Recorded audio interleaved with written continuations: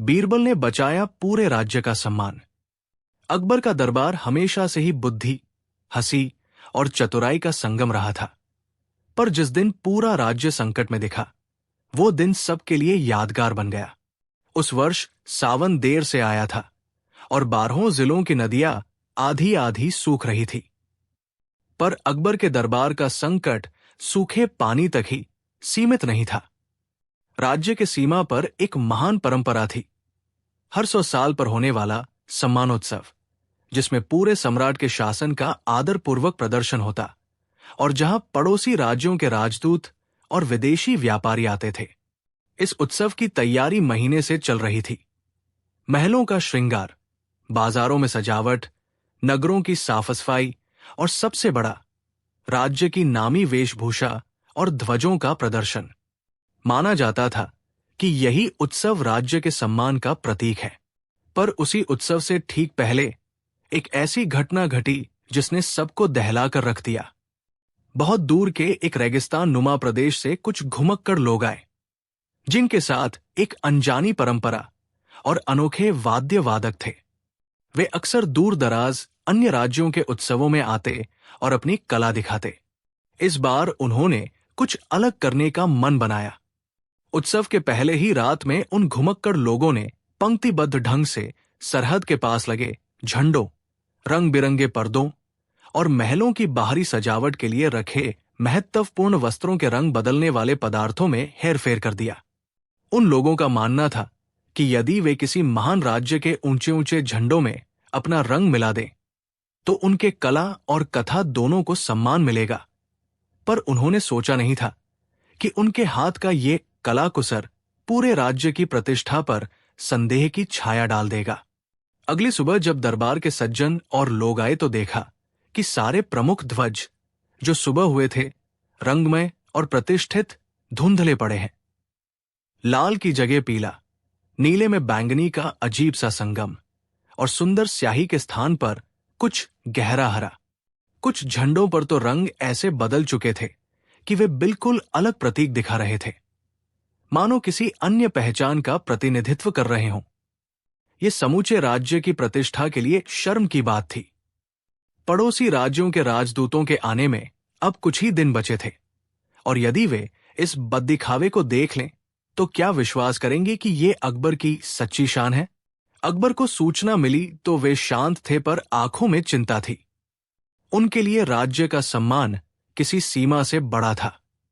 वे तुरंत दरबार में बैठे और बीरबल को ही बुलाया। तभी बीरबल दरबार में आया, अपनी सामान्य मुस्कान लिए, पर आज चेहरे पर हल्की चिंता की रेखाएं थी, क्योंकि उन्होंने भी पहले से ही बदनामी के निशान देख लिए थे। अकबर ने गर्दन उठाकर कहा, बीरबल, पूरा राज्य शर्मिंदा दिख रहा है। ये कलाकारी किसकी है और इसका निदान क्या है? बीरबल ने बात सुनी, फिर अपनी बात करने से पहले दरबार के सभी लोगों की ओर देखा। जहांपनाह, उन्होंने कहा, यह समस्या बड़ी और सूक्ष्म दोनों है। केवल रंग बदल गए नहीं, कुछ ऐसा किया गया है जो हमारे प्रतीकों की पहचान में छेड़छाड़ करता है। अकबर ने पूछा, तो बताओ, इसे कैसे सुधारा जाए? यदि राजदूत आकर ये सब देख ले तो हमारा अपमान होगा। बीरबल ने थोड़ी देर गंभीरता से सोचा और कहा, जहांपनाह, सबसे पहले हमें यह जानना होगा कि हेरफेर कहां से हुआ। केवल दाग धब्बे हटाने से बात नहीं बनेगी। हमें पता होना चाहिए कि यह सब किसने किया और क्यों।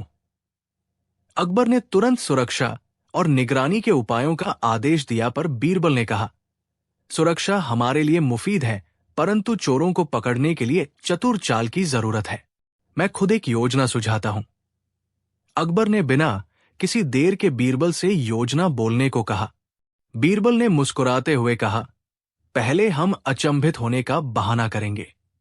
मैं खबर फैलवाऊंगा कि उत्सव के दिन राज्य का सबसे अनोखा और सुंदर झंडा दिखाया जाएगा। ऐसा झंडा जो पूरे देश की आत्मा का प्रतीक होगा। इस झंडे की भाषा इतनी विशिष्ट होगी कि यदि कोई बाहर वाला उसे छेड़ेगा तो उसके पास योजना का कोई विकल्प नहीं रहेगा। अकबर ने पूछा, तुम्हारा मतलब? बीरबल ने स्पष्ट किया, इस बार हम एक ऐसा झंडा बनाएंगे जिसे सिर्फ 32 लोगों को ही पता होगा, और उसे हम एक विशेष स्थान पर रखकर रखवाली दिखाएंगे। लेकिन असली झंडों की जगह हम सजावट में छोटे छोटे संकेत छुपा देंगे। एक खास गांठ, रंगों का एक सूक्ष्म क्रम, ऐसा डिजाइन जो बाहर से दिखाई न दे पर पास से देखा जाए तो स्पष्ट हो। यदि कोई और हमारी साजिश में हेरफेर करने की कोशिश करेगा, वो वही बनेगा जो असली रूप के साथ छेड़छाड़ कर रहा होगा, और उसके निशान खुलेआम पकड़ में आ सकेंगे।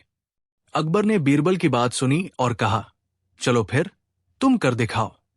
बीरबल ने तुरंत अपने कुछ भरोसेमंद लोगों को चुन लिया, न केवल उन लोगों को जो काम के माहिर थे, पर जिन्हें लोग बहुत कम संदेह करते थे।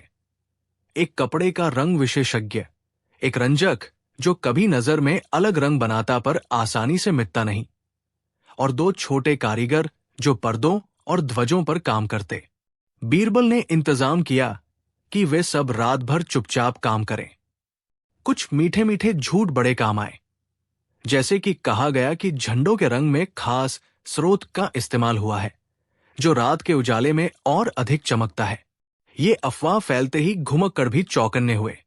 बीरबल ने यह भी सोचा था कि जो लोग अभी तक छुपकर ये काम कर रहे थे, वे खुद ही ये देखकर लज्जित होंगे कि उनके उद्देश्य का बचाव अब कठिन होगा।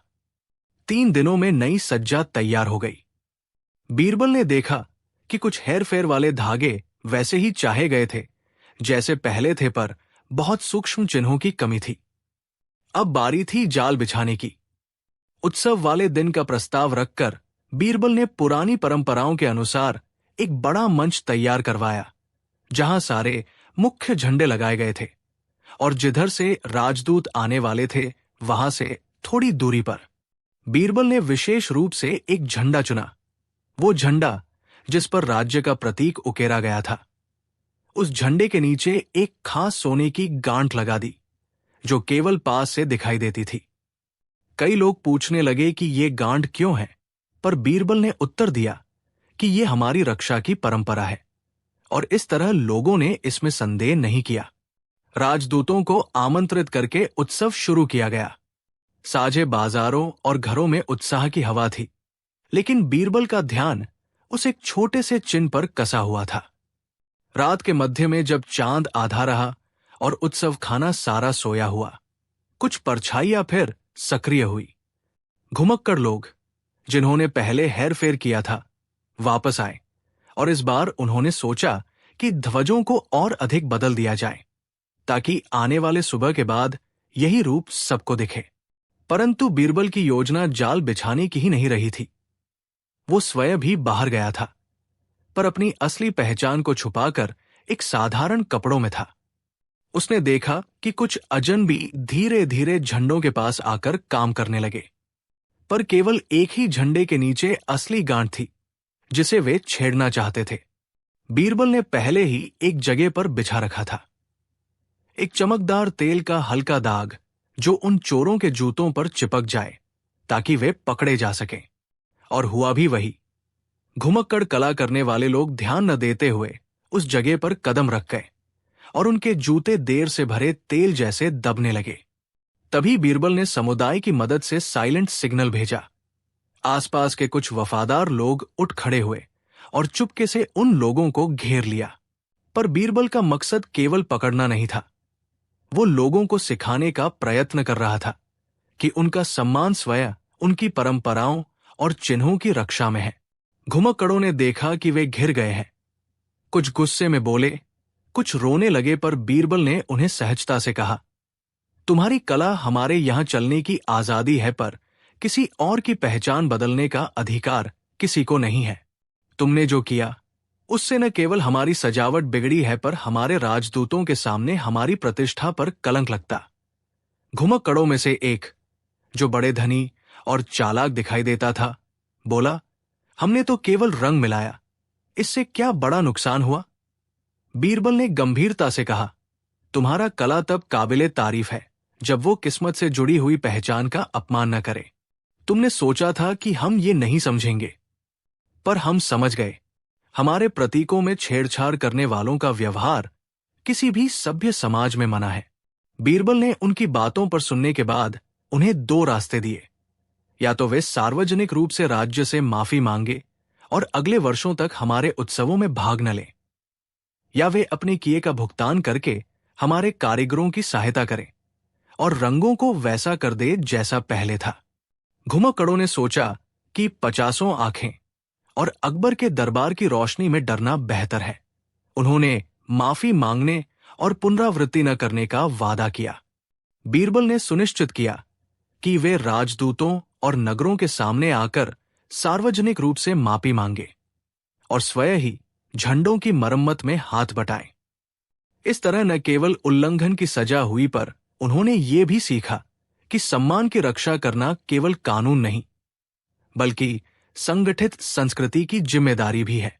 अगली सुबह जब राजदूत और व्यापारी आए, उन्होंने देखा कि पेड़ों से लटके हुए झंडे और महलों की सजावट पहले से भी अधिक सुंदर है। बीरबल ने चतुराई से उन घुमक्कड़ लोगों के हाथों से मरम्मत करवाई थी और मरम्मत में कुछ नया भी जोड़ा गया, जिससे झंडे और भी जीवंत दिखाई दे रहे थे। राजदूतों ने खूब प्रशंसा की और कुछ ने कहा कि अकबर का राज्य हमेशा से ही दूसरों का आदर करने वाला रहा है और यही वजह है कि इस उत्सव का स्तर कुछ अलग ही है। अकबर ने बीरबल के पास आकर लगाकर कहा, तुमने फिर एक बार राज्य का सम्मान बचाया। बीरबल ने विनम्रता से जवाब दिया, जहांपनाह, सम्मान बचाना केवल एक आदमी का काम नहीं है, ये समाज और उस समाज की निगरानी का परिणाम है। पर कहानी यही खत्म नहीं हुई। बीरबल ने सोचा कि यदि सिर्फ पकड़कर छोड़ दिया जाए तो घृणा और बदनामियां दोबारा हो सकती है। उसने इन घुमक्कड़ कलाकारों को नगरों में अपने कौशल का उचित उपयोग करने का मार्ग दिखाया। बीरबल ने नगरों में रंग मिलाने की नई कार्यशालाएं प्रारंभ की, जिसमें घुमक्कड़ों के अनुभव और स्थानीय कारीगरों की पारंपरिक तकनीकें मिली। इन कार्यशालाओं में कला और आदान प्रदान हुआ और उसने लोगों के मन में समझ पैदा की कि किसी भी संस्कृति का सम्मान अलग अलग तरीकों से रखा जा सकता है, पर पहचान बदलने की अवस्था स्वीकार्य नहीं है। कुछ महलों में नए प्रकार के झंडे और परिधान तैयार हुए, जो पारंपरिक प्रतीकों के साथ नए रंगों का संयोजन दिखाते थे। पर यह संयोजन स्वेच्छा से और पारदर्शिता से हुआ था, न कि चोरी छिपे। समय के साथ लोगों का दृष्टिकोण बदलने लगा। घुमक्कड़, जिनको पहले समाज ने बेरहम कलाकर्मी समझा था, अब सम्मान के साथ अपने हुनर दिखाने लगे। उनके शिक्षा केंद्रों से नए रंगमंच उभरने लगे, जहां वे अपने लोकगीतों और बाजारू कहानियों को सम्मान के साथ प्रस्तुत करने लगे। क्या चमत्कार हुआ! एक समय पर जिन्नों के समान अजनबी लोग राज्य की प्रतिष्ठा में गिरावट का कारण बने थे, वही लोग अब राज्य के मेहमान बनकर आए और अपनी कला से जुड़कर नगरों का भाग बने। और ये सब बीरबल की सूझबूझ और मानवता से जुड़ी सीख का परिणाम था। लोग ये समझ गए कि जब सम्मान केवल दंड और सजा से नहीं, पर समझ और सम्मिलन से भी बना लिया जाता है, तब समाज अधिक मजबूत बनता है। बादशाह अकबर ने इस घटना से एक नई नीति अपनाई। राज्य की पहचान और प्रतीकों की रक्षा करते समय वैधानिक नियमों के साथ साथ सहनशीलता भी बरती जाएगी। किसी भी आंतरिक विवाद या परंपरागत टकराव को हल करने का बीरबल का तरीका अब राज्य नीति का हिस्सा बन गया। दरअसल बीरबल ने केवल झंडों का रंग नहीं सुधारा था, उसने लोगों के दिलों का रंग बदला था। एक ऐसा रंग जो क्षमा, समझ और राष्ट्रीय एकता का प्रतीक बन गया। ये एक ऐसा सबक था जिसे भविष्य की पीढ़ियां बार बार सुनाती रहीं कि असली सम्मान असल में कठोरता में नहीं, पर न्याय और दया के सम्मिलन में मिलता है। कहानी को याद करते हुए एक घटना और की जाती है, जो बताती है कि बीरबल की सूझ कितनी दूर तक जाती थी। उत्सव के सालों बाद वही घुमक्कड़ कलाकार जिन्हें कभी गिरफ्तार किया गया था, वे अपने बच्चों के साथ दरबार में आए और उन्होंने एक नई परंपरा का उपहार दिया। एक गीत जिसे वे सम्मान का गीत कहते थे। गीत में वे अपने पापों का स्वीकार करते और ये गाते कि कैसे उन्हें सिखाया गया कि अलग रंगों का मिलन सुंदर है, पर किसी की अस्मिता की छेड़छाड़ स्वीकार्य नहीं। इस गीत की सुरताल ऐसी थी कि अकबर और दरबार के लोग आंसू नहीं रोक पाए। बीरबल ने मुस्कुराकर कहा, देखो, यही तो असली विजय है, जब विरोधी भी ईमानदारी से सीख ले और अपने आप को सुधार ले। इस प्रकार बीरबल ने न केवल संकट का सामना किया, बल्कि उसे मौके में बदल दिया। राज्य का सम्मान भी बचा और समाज में एक नई समझ बनी, जिसने आने वाले वर्षों तक स्थायी असर छोड़ा।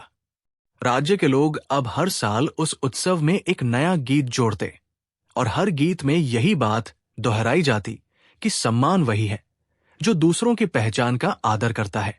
बीरबल के नाम की ये घटना महल के दीवारों पर लिखी नहीं गई, पर लोगों के दिलों में बस गई, और यही वो पहचान थी जो किसी भी ध्वज से ज्यादा मूल्यवान थी। जब अकबर ने मांगा सबसे अनोखा जवाब। दरबार की सुबह हमेशा कुछ न कुछ अजबगजब घटनाओं की मेजबानी करती थी, पर उस दिन जो हुआ वो हर किसी की सोच से परे था। अकबर बड़े ही गंभीर मूड में बैठे थे। उनकी आंखों में किसी खास चुनौती की चमक थी। वे अचानक उठे और अपनी आवाज में हल्की सी मुस्कान बनाए हुए बोले, आज मुझे दरबार में किसी ऐसे आदमी का जवाब चाहिए जो सबसे अनोखा हो। न कवि का चापलूसी भरा उत्तर, न मंत्री का धोखा भरा व्याख्यान, बल्कि कुछ ऐसा जो पहले कभी किसी ने न सुना हो, न देखा हो। ये बात हवा की तरह फैल गई। सारे दरबारी, मंत्री, कवि, विद्वान और कलाकार एक अलग सी बेचैनी में पड़ गए। सबसे अनोखा जवाब, शब्द कितना सरल है, पर उन पर कौन उतर सकेगा? अकबर ने स्वयं कहा नहीं था कि किस विषय पर उत्तर चाहिए, बस इतना कहा कि जो भी उत्तर देगा वो अपने आप में अनूठा होना चाहिए। ऐसा उत्तर जिसे सुनकर दरबार के लोग चकित रह जाएं और जो बाद में लोगों के जुबां पर घूमे।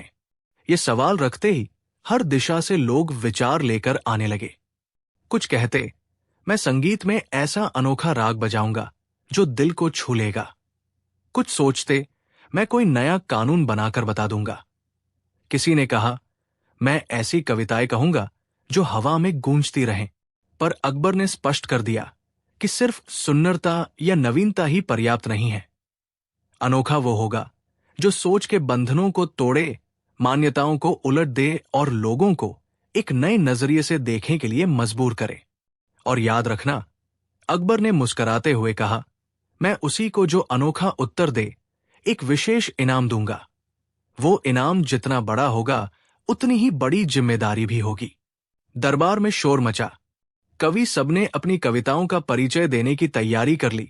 संगीतकार रागों की सूची बनाकर बैठे रहे, पर बीरबल चुपचाप एक कोने में बैठे थे। उनकी आंखों में वही शांत मुस्कान थी जो अक्सर किसी नए खेल की शुरुआत में दिखती है। बीरबल ने अकबर की आंखों में झांक कर कहा, जहांपनाह, आपने कहा अनोखा, पर क्या आपने ये सोचा है कि अनोखा किसे कहते हैं? क्या अनोखा केवल नया रूप है, या वो भावना भी जो पहले न हुई हो? अकबर ने सिर हिलाया। तुम सोचो, बीरबल। बीरबल सधी हुई चाल से उठे और दरबार से बाहर निकल गए, पर उनकी चाल में किसी जल्दबाजी का संकेत नहीं था। सबको आश्चर्य हुआ कि वे पुरस्कार के लालच में क्यों नहीं भाग रहे, पर अकबर जानते थे कि बीरबल किसी न किसी रूप में अवश्य आएगा। 3 दिनों तक दरबार वैसा ही रहा। उत्साह, तैयारी और कोशिशों की एक हल्की सी गूंज। पर चौथे दिन अकबर ने घोषणा कर दी कि अगले सप्ताह पूर्ण दरबार में वह प्रश्न दोहराएंगे और उसी दिन एक अनोखा उत्तर सुना जाएगा। इस बीच बाहरी लोगों में भी हलचल मच गई। शहर के मार्तंड नामक संतरी ने घोषणा कर दी कि वह किसी ऐसे चमत्कार से आएगा जो अनोखा होगा। पंडित महापंडित ने कहा कि वह एक नया वेदांत बताएगा। एक नौजवान चित्रकार ने कहा कि वह अपनी चित्रकला से अनोखापन दिखाएगा। नगर में कई छोटे मोटे झगड़े और चुनौतियां भी छिड़ गई। हर कोई ये दिखाना चाहता था कि उसका उत्तर सबसे अधिक अनोखा है। अकबर के दरबार का वह दिन आया। सुबह से महल में हल्की हल्की सुगबुगाहट रही। हर किसी ने अपनी तैयारी की अंतिम बार जांच की, पर सबकी निगाहें उस छोटे से स्थान पर टिक गई जहां बीरबल खड़े थे। उन्होंने शांत स्वर में कहा, जहांपनाह, आज मैं भी अपना उत्तर दूंगा, पर यह उत्तर पाठ या वाक्य नहीं होगा। अकबर ने आनंद से पूछा, क्या तुमने कुछ नया साज बनाया है? क्या कोई नई कविता, कोई नया नियम? बीरबल ने मुस्कुराते हुए सिर झुकाया, जहां पनाह, मेरा उत्तर ऐसा होगा जो आपकी आंखों के सामने रहेगा, पर आंखें उसे आसानी से न देख पाएंगी। अकबर को जिज्ञासा और बढ़ गई। उन्होंने आदेश दिया कि सभी लोग दरबार के अगले पहर में उपस्थित रहें। लोगों की भीड़ उमड़ी। नायाब किस्म के वस्त्र, रंग बिरंगी माला और बांस की तरह के डंडे, सब कुछ सजाया गया। बीरबल ने पहले ही वक्त पर महल के भीतर एक क्षेत्र को खाली करवा दिया था। बीच में एक खाली चौराहा था, जहां पुराने जमाने की तरह मिट्टी का चबूतरा बना था। चबूतरे के चारों ओर कुछ बांस के खंभे लगे हुए थे, जिन पर रंगीन रुमाल टंगे थे। सभी कुछ साधारण से दिख रहा था, पर बीरबल के चेहरे पर एक अनजानी गंभीरता थी। ऐसा लग रहा था कि वे किसी रहस्यमयी नाट्य के मुखिया हों। अकबर ने आवाज दी, बीरबल, अब दिखाओ अपना अनोखा उत्तर। बीरबल ने दरबार के सबसे बूढ़े और अनुभवी व्यक्ति को बुलाया, जो दरबार में वर्षों से बैठे थे और जिनकी आंखों में कई दफे जीवन की कहानियां समाई थी। बीरबल ने कहा, आप सबसे पहले कहें कि संसार का सबसे बड़ा धन क्या है? बूढ़े व्यक्ति ने सोचा और कहा, राज्य का मान सम्मान, दौलत, सब कुछ है। कुछ ने तालियां बजाई, पर बीरबल ने सिर हिलाकर कहा, यह उत्तर भी बहुत आम है। तब उन्होंने दूसरा व्यक्ति बुलाया, एक व्यापारी, जिसने अपने जीवन में अरबों कमाए थे। व्यापारी ने कहा, सबसे बड़ा धन व्यापार और संपत्ति है। बीरबल ने फिर कहा, यह भी वही बात है, पर तुमने महसूस नहीं किया कि धन का क्या मोल है? कई और लोगों ने अपने अपने उत्तर दिए, प्रेम, शक्ति, धर्म, ज्ञान, पर बीरबल शांत रहे। अकबर चुप गया। तुम्हें क्या चाहिए बीरबल? क्या तुम मुझे बताए बिना सब कुछ परख रहे हो? बीरबल ने सरलता से कहा, जहां पनाह, मैं पूछ रहा हूं कि लोग क्या समझते हैं, पर मैं चाहता हूं कि आप स्वयं सुने, एक ऐसा उत्तर जो शब्दों से परे हो। अकबर ने उनसे पूछा, पर शब्दों के बाहर कैसे? लोग तो बोलकर ही समझाते हैं। बीरबल ने एक एक करके कुछ लोगों को बुलाया, एक नन्हा बालक, एक वृद्ध महिला, एक नौजवान सैनिक, एक संगीतकार और एक रश्की कवि। उन्होंने उन सभी से कुछ मति भ्रम करने वाले सवाल पूछे, पर इन सवालों का मकसद केवल ये दिखाना था कि सामान्य उत्तर कितने बार वही पुराने विचारों का दोहराव होते हैं। एक युवा ने कहा, खुशी सबसे अनोखा है, पर वृद्ध ने कहा, खुशी का अर्थ स्थायी नहीं। किसी ने कहा, शक्ति सबसे बड़ा धन है। कोई बोला, शक्ति बिना न्याय के किसी काम की नहीं। हर उत्तर सामान्य ही था। दरबार में लोग हंस पड़े। कुछ ने कहा कि अकबर ने कोई मजाक किया है, कुछ नाराज भी हुए, पर बीरबल अभी कुछ और कर रहे थे। बीरबल ने एक छोटी सी डिब्बी मंच पर रखी और कहा, अब मैं इस डिब्बी में एक चीज रखूंगा और उससे जो कुछ निकलेगा वो आपका अनोखा उत्तर होगा। सबकी आंखें डिब्बी पर टिक गई। बीरबल ने धीरे से डिब्बी खोली और एक शीशा निकाला। शीशे के भीतर एक छोटा सा टुकड़ा था, जैसे कोई अंशु सूखा हुआ हो, पर यह नहीं था। शीशे के नीचे एक कागज का छोटा सा पन्ना भी था। बीरबल ने शीशा दरबार के सामने रखते हुए कहा, यह कोई जादुई वस्तु नहीं, ये एक आईना है। लोगों ने ठहाका लगाया। बीरबल ने कहा, हां, ये आईना, पर इसमें केवल बाहरी चेहरा नहीं दिखेगा। जिस व्यक्ति को मैं इस आईने के सामने खड़ा करूंगा, वो अपनी आंखों से अपने अंदर की सच्चाई भी देखेगा। अकबर ने आंखें चमकाकर कहा, अरे, ये तो बहुत अजीब बात है, पर दिखाओ बीरबल। सबकी निगाहें उस आईने पर टिक गई। बीरबल ने पहले स्वयं आईने के सामने कदम बढ़ाया, पर उन्होंने आईने में अपना चेहरा देखा और कुछ देर सोचे। फिर वे हटकर बोले, ये आईना हर किसी के लिए अलग रूप दिखाता है। जो खुद को बदलने को राजी होगा, वो अपनी असल पहचान देखेगा। दरबार में एक हल्की सी बेचैनी फैल गई। बीरबल ने कहा कि मैं 5 लोगों को चुनूंगा और वे 5 व्यक्ति जो सबसे ईमानदार उत्तर देंगे वे सब इनाम के हकदार होंगे। अकबर ने देखा कि बीरबल कहीं न कहीं लोगों की आत्मचिंतन की ओर ले जा रहे थे। पर क्या यही अनोखा उत्तर था? बीरबल ने पहले उस नन्हे बालक को आईने के सामने बुलाया। बालक ने आईने में अपना चेहरा देखा और बोला, मैं डरता हूं। दरबार हंसा, पर बालक ने आंखों से आंसू छुपा लिए। बीरबल ने कहा, दर्द और भय अक्सर छुपे रहते हैं। फिर वृद्ध महिला आई। उसने आईने में देखा और कहा, मैं अकेली हूं। उसकी आवाज में वर्षों की थकान थी।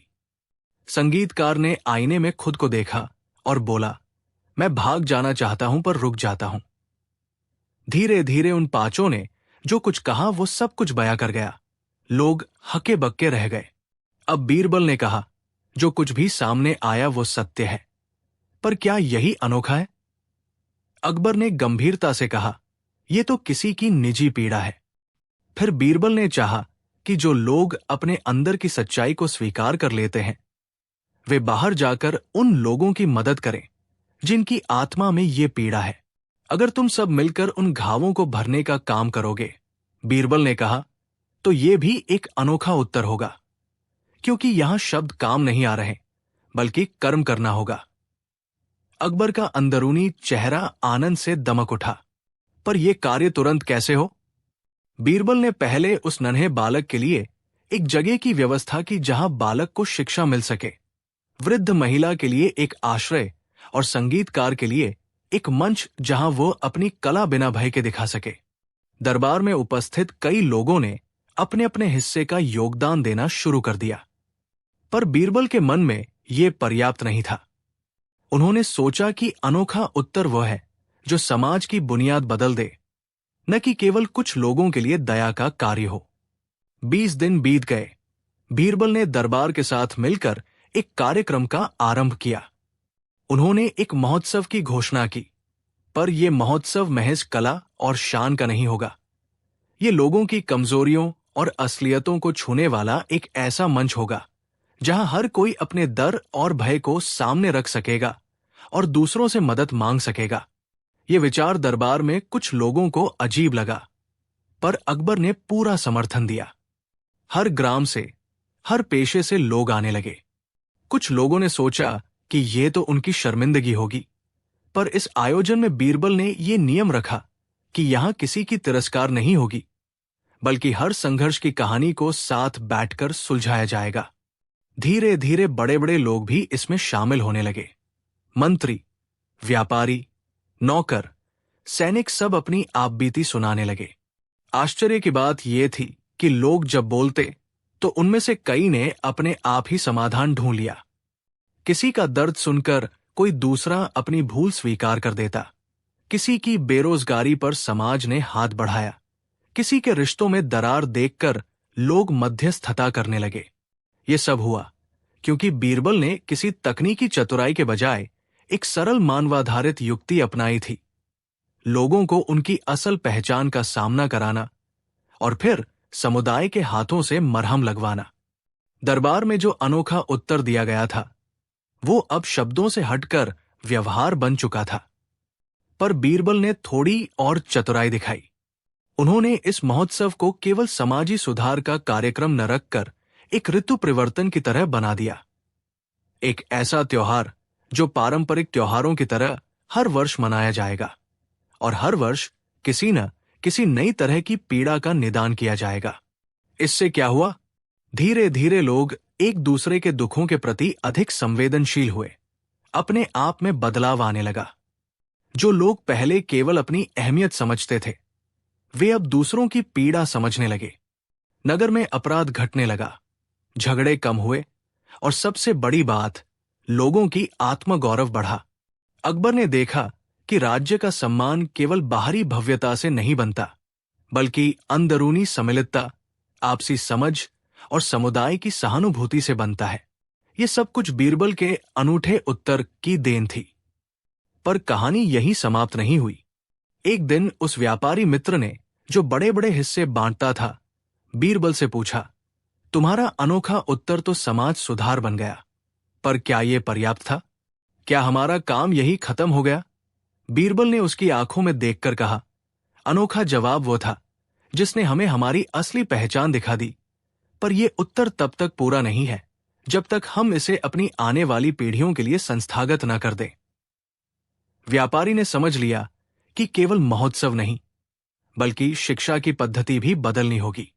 बीरबल ने दरबार से कहा कि प्रत्येक स्कूल में आत्मस्वीकृति की कक्षाएं रखी जाए, जहां बच्चे अपने डर और आशंकाओं के बारे में खुलकर बात कर सकें। यह विचार कुछ ही लोगों को अजब लगा, पर अकबर ने इसे लागू कर दिया। वर्षों में ये एक नई परंपरा बन गई।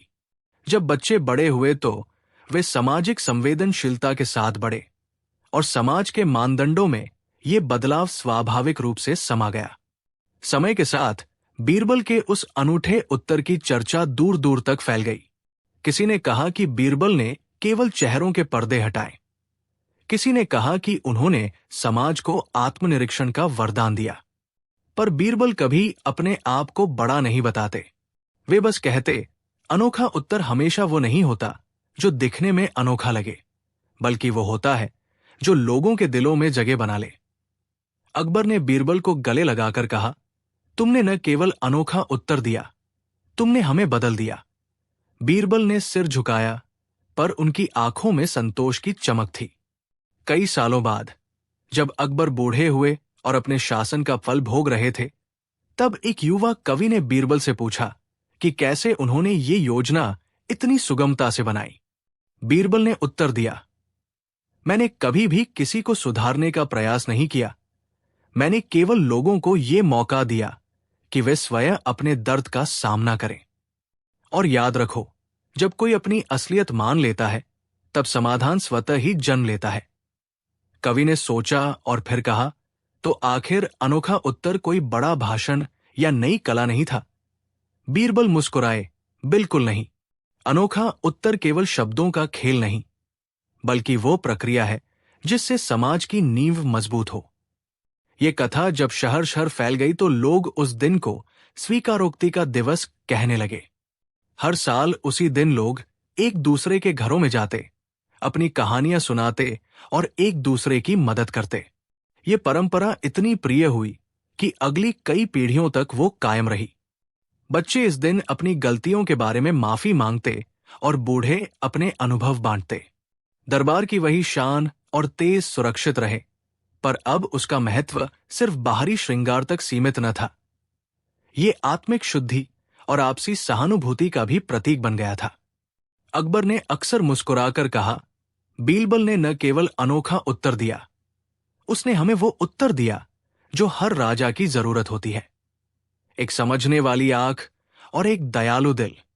एक शाम जब अकबर और बीरबल छत पर बैठे हुए थे और पूरा नगर चांद की रोशनी में नहाया हुआ था, अकबर ने धीरे से कहा, बीरबल, तुमने वो उत्तर दिया जो वर्षों तक लोगों के काम आया, पर क्या तुम्हें कभी डर नहीं लगता कि लोग फिर से अपनी पुरानी सोच में लौट जाएंगे?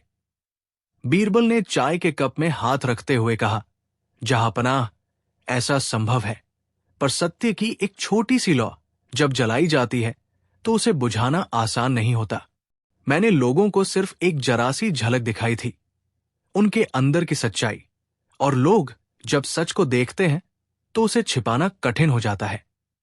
अकबर ने बेहिचक सर हिलाया और कहा, तुम सच कहते हो। तुमने अनोखा उत्तर देकर न सिर्फ हमें राजनीति का पाठ पढ़ाया, बल्कि मनुष्य की नजदीकियों का भी पाठ पढ़ाया। समाज का ये रूपांतरण धीरे धीरे अन्य राज्यों तक भी पहुंचा। कुछ राजाओं ने ये देखने की कोशिश की कि वे भी अपनी प्रजा के लिए किस तरह के अवसर बना सकते हैं, जहां लोग अपनी वास्तविकता को स्वीकार कर सकें। कुछ जगहों पर यह प्रयास सफल रहा। कहीं कहीं पुरानी रूढ़ियां इतनी मजबूत थी कि बदलाव में समय लगा। पर जहां भी ये परंपरा अपनाई गई, वहां सामाजिक ढांचा और अधिक स्वस्थ दिखाई दिया। बीरबल की चलती फिरती स्कूलों, महोत्सवों और सार्वजनिक स्वीकारोक्ति के विचारों ने कई पीढ़ियों को प्रभावित किया और एक नई संस्कृति की शुरुआत की, जिसे अनोखे उत्तर के रूप में जाना गया। समय के साथ अकबर की शासन अवधि का अंत आया पर उस दिन की घटना और बीरबल का अनोखा उत्तर लोगों के मानस पटल से कभी न गया। बच्चों को ये कहानी सुनाई जाती रही और कई नौजवान इसे अपना आदर्श मानकर समाज में सेवा के लिए निकल पड़े। कई बरसों के बाद जब एक बुजुर्ग ने पूछा कि क्या बीरबल को कभी कोई और चुनौती मिली, तो लोग हंसते हुए कहने लगे, बिल्कुल। पर बीरबल का असली अनोखापन तो ये था कि वे हर बार उसी सोच को आगे बढ़ाते थे कि बदलना संभव है और वही सबसे बड़ा उत्तर है। कथा का यही सार रहा कि अनोखा उत्तर वो नहीं जो केवल आंखों को चकाचौंध करे, बल्कि वो जो दिलों को चकित करे और लोगों के व्यवहार में ऐसी लकीर खींच दे कि आने वाली पीढ़ियां उस पर चलें।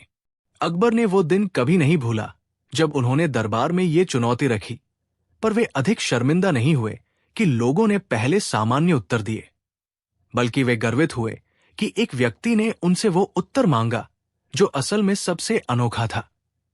एक ऐसा उत्तर जो शब्दों से नहीं, कर्मों से दिया गया था।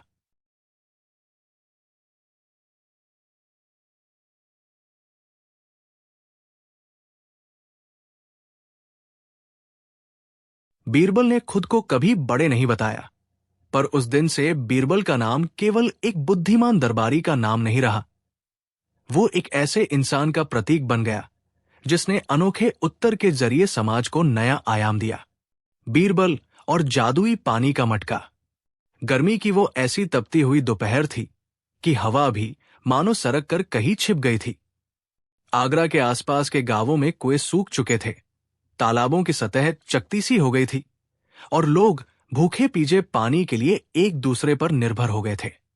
अकबर ने अपने दरबार में सूचनाएं भेजी कि राज्य के दूर दराज के गांवों में लोग प्यास से जूझ रहे हैं और यदि जल्द न कुछ किया गया तो फसलें बर्बाद हो जाएंगी। अकबर के दिल में हमेशा अपनी प्रजा के लिए दया रहती थी, परंतु एक बड़े राज्य में दया के साथ साथ विवेक और व्यवस्था की भी आवश्यकता पड़ती थी। उन्होंने तुरंत बीरबल को बुलाया। बीरबल अपनी चिरपरिचित मुस्कान के साथ दरबार में आए। उन्नीदे से लगने वाली आंखों में उसी समय एक तिक्त चमक थी जो बताती थी कि उन्होंने कुछ नया सोचा है।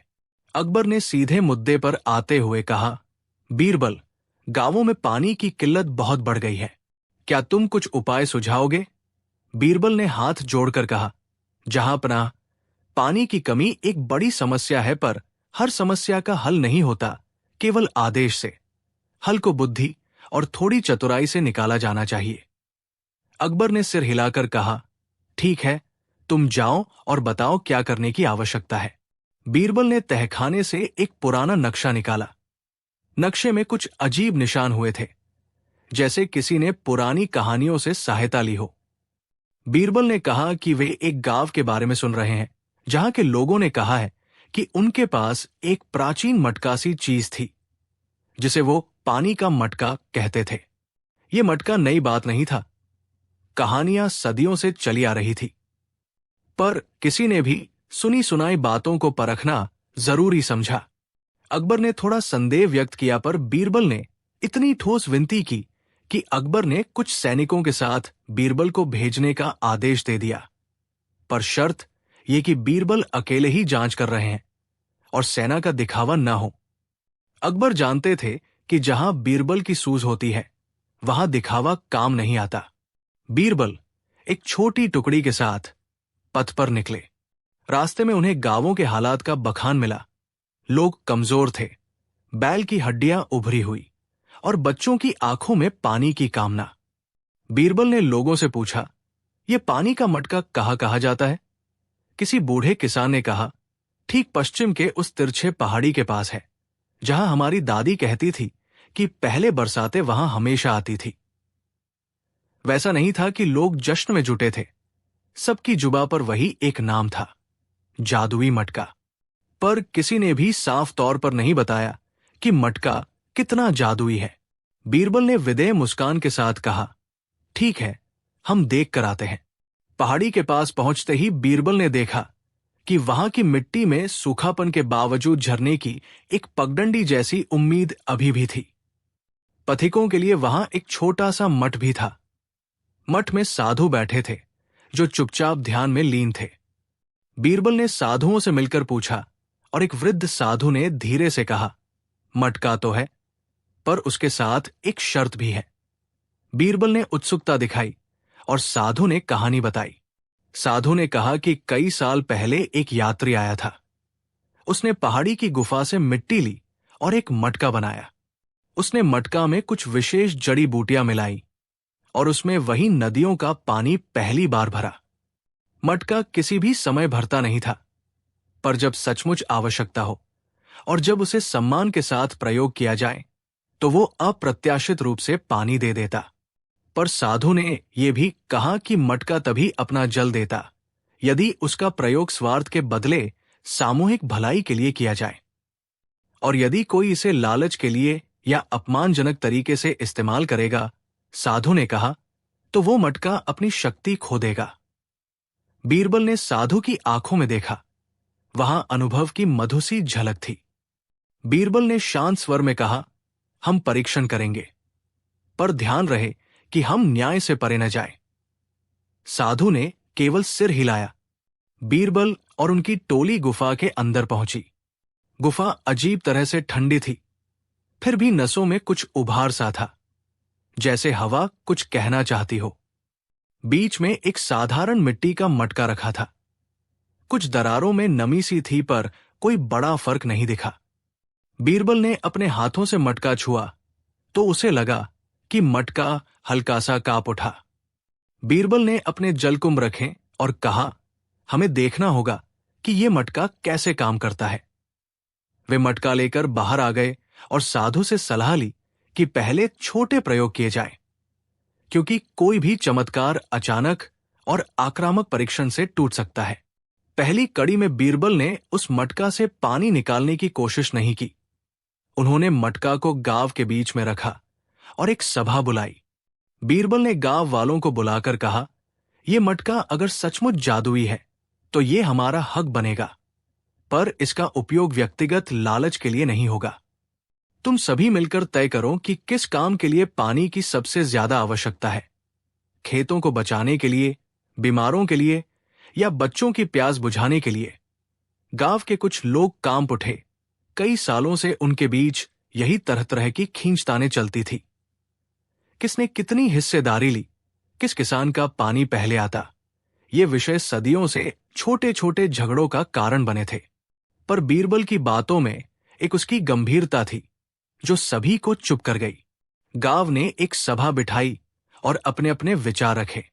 किसी ने कहा कि पहले खेतों को बचाओगे तो अनाज मिलेगा और सबका पेट भरेगा। किसी ने कहा कि पहले बीमार बच्चों को पानी देना जरूरी है। बहस बढ़ती चली गई, पर अंततः सबने सहमति बनाई कि सबसे पहले उन वृद्धों और बीमारों को पानी दिया जाए जिनका सहारा अन्यत्र नहीं है, फिर बच्चों को और उसके बाद खेतों को। यह निर्णय केवल दयालुता नहीं था। बीरबल ने समझाया कि रोगियों और वृद्धों की देखभाल से समाज का आधार मजबूत होता है और उसके बाद ही उत्पादन की राह खुलेगी। गांव वालों ने तय किया और बीरबल ने कहा कि अब मटका देखने का समय है। बीरबल ने मटका उठाया और उसे पूंछों से पकड़कर हौले से खड़ा किया। उसने मटका में चोट नहीं पहुंचाई या उसे जोर जोर से हिलाया नहीं। बस उसने मटका के मुंह पर अपना हाथ रखकर कहा, हमने इसको सम्मान और न्याय के साथ मांगी है। एक पल के लिए कुछ न हुआ, फिर मटका से एक एक बूंद धीरे धीरे टपकने लगी। बूंदें कम थी, पर उनकी ठंडक मानो मरते हुए आशा में नए जीवन का संचार कर रही थी। बीरबल ने एक बड़े कटोरे में पानी भरकर वृद्धों को दिया और देखा कि उनके चेहरे पर राहत की रेखाएं उभर आई। गांव के बच्चे भी पानी पीकर मंत्रमुग्ध सी हंसी निकाली। खेतों में बूंदें पहुंची और मिट्टी की प्यास कुछ कम हुई। गांव वालों के बीच एक नया विश्वास उत्पन्न हुआ, कुछ ऐसा जो केवल पानी से नहीं बल्कि विवेक और साझेदारी से आया था। पर कहानी में मोड़ तब आया जब दूर के कुछ धनी जमींदारों ने खबर सुनी कि गांव में एक जादुई मटका मिला है। उनकी आंखों में लालच की आग जगमगा उठी। उन्होंने सोचा कि यदि वे मटका अपने पास रख लें तो उनका संपन्न होना निश्चित है और वे राज्य के अन्य गांवों पर अपना प्रभाव बढ़ा सकते हैं। कुछ रातों बाद उन्होंने चुपके से गांव में घुसपैठ की योजना बनाई। बीरबल को यह सूचित किया गया कि कुछ अजनबी दरवाजे पर आए थे और उनसे उन्होंने अनुरोध किए थे कि मटका उनके पास दिया जाए ताकि पानी उनकी खेतों में बह सके। जमींदारों ने गांव वालों को भड़काया और कहा कि यह मटका उनके ही पुराने वंशजों का अधिकार है। गांव के कुछ असमर्थ लोग जो पहले जमींदारों के ऋण में डूबे थे, दबाव में आ गए और उन्होंने मटका को जमींदारों को सौंपने की बात छेड़ दी। यहां बीरबल ने पहली बार समाज की कमजोरियों को समझा कि जब संकट बरकरार रहता है तो साधारण नियम भी विकृत हो जाते हैं। उन्होंने महसूस किया कि मटका का वास्तविक परीक्षण अब शुरू होगा। क्या लोग साझेदारी करने का निर्णय बदलकर लालच में पड़ जाएंगे? बीरबल ने तुरंत एक सभा बुलाई और मठ के साधु भी आमंत्रित किए। उन्होंने जमींदारों के प्रतिनिधियों को भी कहा कि वे अपने तर्क रखें। जमींदारों ने घमंड से कहा, हम जमीन के मालिक हैं। यदि हम ये मटका अपने आधिपत्य में रख लें तो पूरे इलाके में हमारा वर्चस्व होगा। गांव के कुछ लोग सहमति के लिए झुके, पर बीरबल ने ठहर कर कहा, यह मटका किसी परचून का माल नहीं। इसका उपयोग सामूहिक हित के लिए होना चाहिए। यदि इसे निजी स्वार्थ के लिए उपयोग किया गया तो इसका बुरा परिणाम होगा। जमींदारों के प्रतिनिधियों ने आरोप लगाया कि मठ के साधु और गांव के कुछ लोग पुराने समय से मटका को छुपा कर रखते थे और वे चाहते थे कि सत्ता में बैठे व्यक्ति उस पर नियंत्रण रखें। बहस उग्र हो गई। आखिरकार कुछ लोग इतने लालची बन गए कि उन्होंने चोरों की तरह रात को मटका उठाकर ले जाने की योजना बनाई। बीरबल ने यह देखकर समझा कि अब केवल वार्ता से काम नहीं चलेगा। उन्हें कुछ ऐसा करना होगा जो सबको एक ही बार में सिखा दे कि साझेदारी का क्या मतलब होता है। बीरबल ने एक योजना बनाई जो जितनी सूक्ष्म थी उतनी ही प्रभावशाली भी। उन्होंने गांव के बीचों बीच एक बड़ा कुआं खोदने का नाटक किया, पर असल में कुएं खोदते खोदते उन्होंने नुकीली लकड़ी के ढांचे और मिट्टी के छोटे छोटे नलों का प्रबंध किया जो मटका की आवाज और प्रभाव को बढ़ा देंगे। बीरबल ने जमींदारों को बुलाकर कहा कि वे खुद देख लें कि गांव के लोग कितना प्रयास कर रहे हैं। इसी बीच उनसे कहा गया कि मटका को सुरक्षित रखने के लिए कल सुबह सवेरे प्रतिनिधि बने। जमींदारों ने सोचा कि अब उनकी चाल सफल हो जाएगी। कल सुबह वे घने काली चादर में छिपकर मटका छीन लेंगे और कोई उनकी नहीं पकड़ सकेगा। पर बीरबल ने रात में चुपके से गांव वालों से कहा कि अगली सुबह वे एक समारोह रखें जहां हर परिवार से एक एक व्यक्ति आएगा और वे मटका को नए नियमों के साथ सार्वजनिक रूप से सौंपेंगे, क्योंकि जो चीज सार्वजनिक है उसे चोरी करना कठिन होता है। सुबह हुई और गांव में उत्सव जैसा माहौल था। बच्चे फूलों से मटका के पास मार्ग बनाते हुए खड़े थे। महिलाएं गीत गा रही थी और बुजुर्गों के चेहरे पर गंभीरता के साथ ही आशा थी। जमींदारों की टोली भी आई, पर वे चौकन्ने थे। उन्हें लगा कि मौका आ गया। जब बीरबल ने मटका को मंच पर रखा और कहा कि अब मटका को गांव का सामान्य धरोहर घोषित किया जाएगा और इसके उपयोग के नियम सार्वजनिक किए जाएंगे, तो जमींदार फटकारे गए। बीरबल ने कहा कि अब से मटका का उपयोग ग्राम सभा द्वारा तय होगा और हर मास में एक वृत्त बनाया जाएगा जहां सभी गांवों के प्रतिनिधि मिलकर पानी के वितरण का निर्णय लेंगे। साथ ही प्रत्येक परिवार को अपने हिस्से की कुछ हिस्सेदारी, जैसे कि पानी बचाने के छोटे छोटे घरौंदे या तालाब की मरम्मत का काम करना होगा। इस तरह मटका की मदद तब तक रहेगी जब तक गांव स्वयं अपनी जल व्यवस्था में सुधार नहीं लाता। जमींदारों ने विरोध किया और आक्रोशित होकर कहा कि ये उनके अधिकारों का हनन है। तभी बीरबल ने चतुराई दिखाई। उन्होंने कहा कि यदि जमींदार वाकई में ये दिखाना चाहते हैं कि वे गांव के हित में हैं, तो वे कुछ एक वर्ष के लिए गांव के सार्वजनिक खजाने में कुछ दान दे, जहां से कुएं और जल भंडार बनेंगे। यदि वे ऐसा नहीं करना चाहते, तो उन्हें भी साफ कहा जाएगा कि उनके निजी स्वार्थ के लिए समाज को खंडित कर देना न्याय के विरुद्ध है। जमींदारों ने सोचा कि क्या वे लोगों के सामने खुद को अपमानित करवा ले। कुछ जमींदारों ने अपनी शान बचाने के लिए ये प्रस्ताव स्वीकार कर लिया और कुछ ने विरोध जारी रखा। विरोध करने वालों को लोगों की निगाहों में अलग थलग होना पड़ा, क्योंकि अब समाज ने एक साझा नीति अपना ली थी। समय के साथ गांव ने मटका का उपयोग सही तरीके से करना सीख लिया। मटका से निकले पानी को न केवल तुरंत पिया गया, बल्कि उसे तालाबों, छोटे छोटे जल भंडारों और खेतों में बांटा गया, ताकि सूखापन से लड़ने की दीर्घकालिक क्षमता बने। लोग जल संरक्षण के तरीके सीखने लगे। छोटे छोटे नहरों की मरम्मत हुई, वर्षा के पानी को संचित करने के उपाय किए गए और पौधारोपण की पहल शुरू हुई। बीरबल ने प्रत्येक परिवार से कहा कि वे हर साल कुछ न कुछ योगदान दे, न केवल धन बल्कि श्रम भी, ताकि गांव आत्मनिर्भर बन सके। धीरे धीरे फसलें भी लौटने लगी और लोगों के चेहरे पर फिर से रौनक आ गई। मगर कहानी में एक और मोड़ था। मटका की शक्ति केवल तब तक बनी रही जब तक लोग उसके साथ ईमानदारी और साझा हित के साथ व्यवहार करते रहे। एक वर्ष के बाद जब बाहरी चक्कर फिर से आने लगे, किसी और गांव में सूखा पड़ा और उसकी आवश्यकता बढ़ी, ग्राम सभा ने विचार किया कि क्या मटका का उपयोग उस गांव की मदद के लिए किया जाए। कुछ लोग बोले कि ये मटका हमारा है और यदि हम उसे हर बार बाहर भेजेंगे तो हम खुद कमजोर हो जाएंगे। पर बीरबल ने कहा, हमने ये तंत्र बना लिया है कि छोटा बल निभाकर बड़ा लाभ बनेगा। यदि हम अपनी सीमितता में ही फंसकर रहें तो हम कभी भी बड़े संकट का सामना नहीं कर पाएंगे। गांव के लोगों ने सोचा और मिलकर निर्णय लिया कि अपनों की तरह पराई पीड़ा पर भी भड़काया और कहा कि ये मटका उनके ही पुराने वंशजों का अधिकार है। गांव के कुछ असमर्थ लोग जो पहले जमींदारों के ऋण में डूबे थे, दबाव में आ गए और उन्होंने मटका को जमींदारों को सौंपने की बात छेड़ दी। यहां बीरबल ने पहली बार समाज की कमजोरियों को समझा कि जब संकट बरकरार रहता है तो साधारण नियम भी विकृत हो जाते हैं। उन्होंने महसूस किया कि मटका का वास्तविक परीक्षण अब शुरू होगा। क्या लोग साझेदारी करने का निर्णय बदलकर लालच में पड़ जाएंगे? बीरबल ने तुरंत एक सभा बुलाई और मठ के साधु भी आमंत्रित किए। उन्होंने जमींदारों के प्रतिनिधियों को भी कहा कि वे अपने तर्क रखें। जमींदारों ने घमंड से कहा, हम जमीन के मालिक हैं। यदि हम ये मटका अपने आधिपत्य में रख लें तो पूरे इलाके में हमारा वर्चस्व होगा।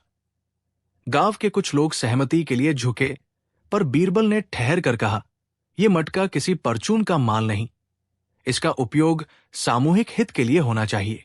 यदि इसे निजी स्वार्थ के लिए उपयोग किया गया तो इसका बुरा परिणाम होगा। जमींदारों के प्रतिनिधियों ने आरोप लगाया कि मठ के साधु और गांव के कुछ लोग पुराने समय से मटका को छुपा कर रखते थे और वे चाहते थे कि सत्ता में बैठे व्यक्ति उस पर नियंत्रण रखें। बहस उग्र हो गई। आखिरकार कुछ लोग इतने लालची बन गए कि उन्होंने चोरों की तरह रात को मटका उठाकर ले जाने की योजना बनाई। बीरबल ने यह देखकर समझा कि अब केवल वार्ता से काम नहीं चलेगा। उन्हें कुछ ऐसा करना होगा जो सबको एक ही बार में सिखा दे कि साझेदारी का क्या मतलब होता है। बीरबल ने एक योजना बनाई जो जितनी सूक्ष्म थी उतनी ही प्रभावशाली भी।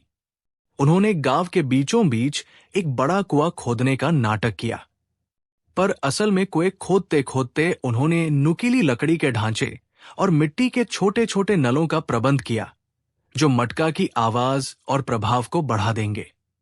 बीरबल ने जमींदारों को बुलाकर कहा कि वे खुद देख ले कि गांव के लोग कितना प्रयास कर रहे हैं।